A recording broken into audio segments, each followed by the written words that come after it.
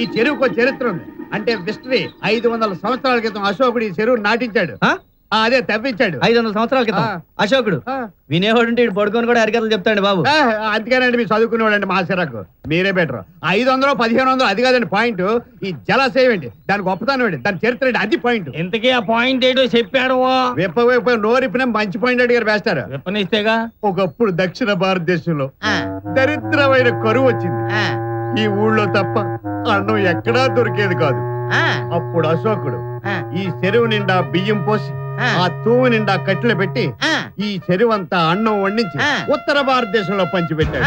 అవ్విధంగా అప్రహారంగా ఈ ఊరికి అన్నవరం అనే పేరు వచ్చింది.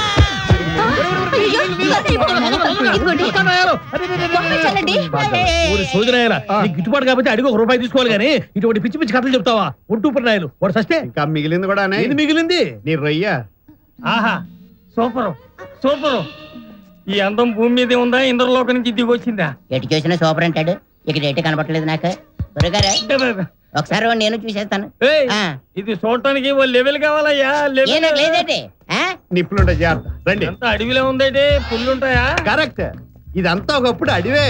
ఓసారి మా ఇంటికి చుట్టాలు వస్తే ఏ జింకనో దుప్పునో కొడదామని భుజాన గన్నేసి బయలుదేరాను. ఎదురుగుండా పసుపు పచ్చగా కనపడుతుంది. చూస్తే పులి నన్నే చూస్తుంది, నేను పులినే చూస్తున్నాను. నా భుజాన గన్నేలాడుతుంది. అప్పుడు చీరల చొక్కాలు చిన్నబ్బాయి గుర్తుకొచ్చాడు. డీటెయిల్స్ తర్వాత మాట్లాడుకుందామండి. మిమ్మల్ని కాదు మాస్టర్, ఫీల్ అవ్వకండి. అప్పుడు గన్ను మెల్లగా తీసి తడేలు కాల్చాను. బుల్లెట్ ఈ చెవిలోంచి వెళ్ళి ఆ చెవిలోకి దూరి వెనకాల కాల్లో దిగి పులి చచ్చిపోయింది. ఈ చెవులోంచి వెళ్ళి ఈ చెవులో దూరి వెనకాల్లో దిగి చచ్చిపోయింది. అదెట్టరా? అప్పుడు పులి వెనకాల కాలుతో చెవు గోక్కుంటుంది. వెనకాలతో చెవు గోక్కుంటుంది. అది నీ దగ్గర చాలా శాఖలు ఉన్నాయిరా.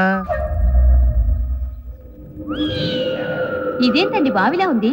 డియర్ ప్యాసింజర్స్, అన్నవరం చుట్టుపక్కల ప్రాంతాల్లో ఈ స్థలానికి ఒక ప్రత్యేకత ఉంది. ఈ సొరంగంలో దిగి అరగంట నడిస్తే కాశీ వెళ్ళిపోతాను. దిక్క ముందు నేను అలా అనుకున్నాను. ఇప్పటికి 6 సార్లు వెళ్ళాను. తొందరలో మళ్ళీ ఒకసారి వెళ్తాను. మొక్కు. అయితే నేను వెళ్తాను. వెళ్తూ నువ్వు కాటేజీకి వెళ్ళిపో. నేను వెంటనే కాశీ వెళ్ళి వచ్చేస్తాను. కాశీ వద్దు, మీ మొక్క వద్దు.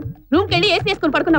చెప్పాలని చెప్పాను. వెళ్తే వెళ్ళండి, లేకపోతే మానేయండి. బాబు పడిపోతా. ఇది ఒక గొయ్య నా రొయ్య. ఇంతకంటే పెద్ద పెద్ద మా బుచ్చులటి పనులు లేవు. నా అయాల పెద్ద మరకలు బట్టి రాయాలా? ఏమండి మీరు చేసే పనులన్నీ నా మీద పెట్టి తిట్టేస్తారేటో. కుటుంబాన్ని కదని. Attention! Standards! Attention! Standards! Attention! Salute! మీరు అలా బాంబులు ఎత్తే నవ్వురాదా? ఏంట్రా నేను ఒక్కడైనా బాంబులు వేసేది? మీ ఇంట్లో మీ నాన్న నీ తాతయ్యడా? చంపేస్తాను రోజు ఇంకోసారి దొరికితే ఉంటాను. నువ్వు కానీ పెట్టిన సెల్యూట్ చాలు. ఇప్పుడు చంపేస్తాను. దొరికితే చంపేస్తాను. అశోకుడు రోడ్డుకి ఇరువైపులా చెట్లు నాటించెను, కాలువలు త్రవ్వించెను. నువ్వు చెప్పరా, అశోకుడు రోడ్డుకి ఇరువైపులా చెట్లు ఎందుకు నాటించాడు? మరి రోడ్డు మధ్యలో నాటించేస్తే యాక్సిడెంట్ అయిపోతాయి కదండి, అందుకేనండి. సమాధానం స్మూత్ గా ఉండాలి. నువ్వు చెప్పు. రోడ్డు మీద వెళ్ళేటప్పుడు 1 గానీ 2 గానీ అర్జెంట్గా వచ్చింది అనుకోండి, అలా చెట్టు పక్కెళ్ళి పని ముగించుకోవచ్చని నాటించుంటాడండి.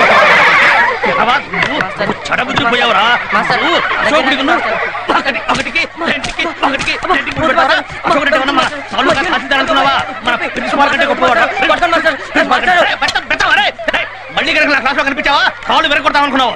గాడిద ఎవరుకుంటారు? అరుసైపోయింది మరి. రే సీను, నువ్వు అందుకురా. వాడు చదువుతుంటే వాడితో పాటు మీరంతా పెద్దగా చదవాలి. చదువు. అశోకుడు రోడ్డుకి ఇరువైపులా చెట్లు నాటించెను, కాలువలు త్రవ్వించెను, సత్రములు కట్టించెను. అశోకుని పరిపాలనలో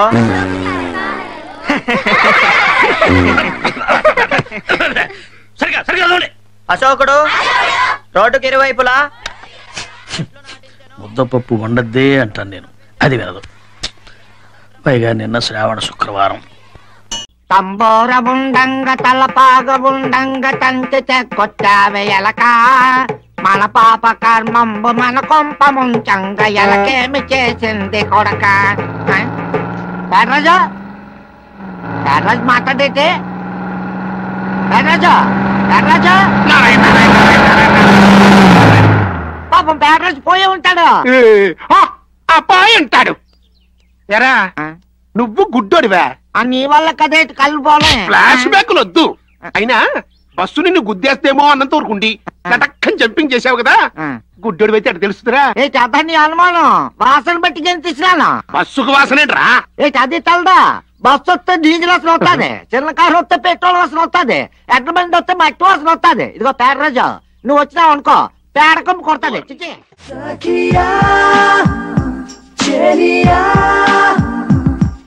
అల్లో అల్లో అల్లో, ఎంత ప్రేమ పిచ్చిలో పడ్డా మరీ అంత పరజ్జానం పనికిరాదు.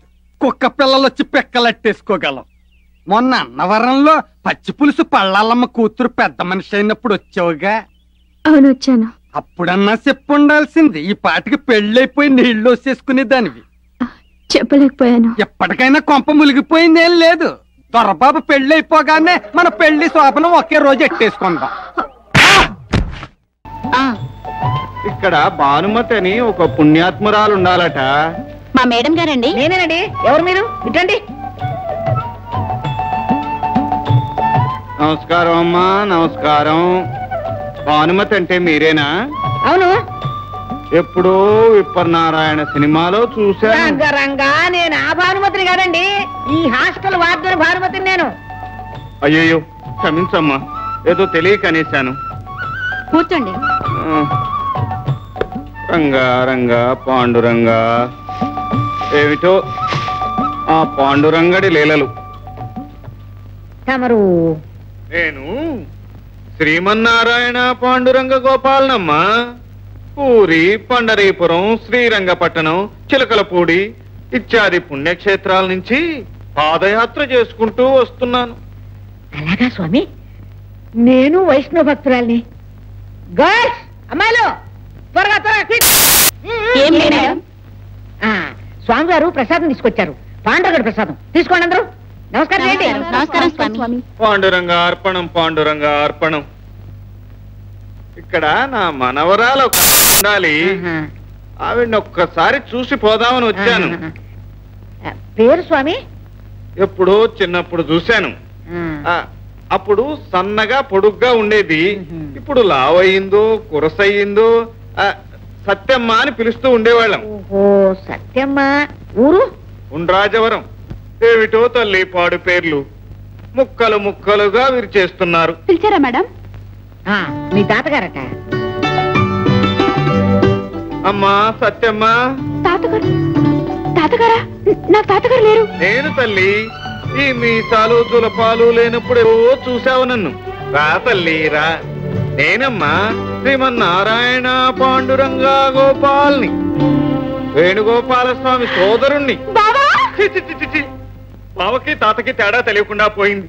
పాండురంగా, ఈ కాలపు పిల్లలను చూడను అన్నాను. తాత అని పిలిపించుకుందామని వచ్చాను, బావా అని పిలిపించుకోవాల్సి వచ్చింది. రంగా రంగా పాండురంగా, ఏమిటయ్యా, ఏమిటి పిలుపు, ఏమిటి కర్మ, ఏమిటి పరీక్ష? స్వామి స్వామి అపచారం, స్వామి అపచారం అని చెప్పి చంపలేసుకోవే. అచ్చా అపచారం అపచారం. ఎంత కాలమైంది తల్లి నిన్ను చూసి. అమ్మా, నా మనవరాల్ని ఏకాంతంగా నాతో 10 నిమిషాలు పంపిస్తే ఆ పాండురంగడి కీర్తనలు నేర్పి పంపిస్తానమ్మా. స్వామి అలా చూస్తారేమరా? అక్కలిసి బ్రహ్మచారి వారి పాదాలకు నమస్కారం చేస్తే మీకు మంచి మొగుళ్ళు వస్తారు. కానివ్వండి. అక్కర్లేదు తల్లి, ఆ పాండురంగడిని సేవించి ఆ భజనలు చేస్తేనే చాలు. రంగా రంగా పాండురంగా.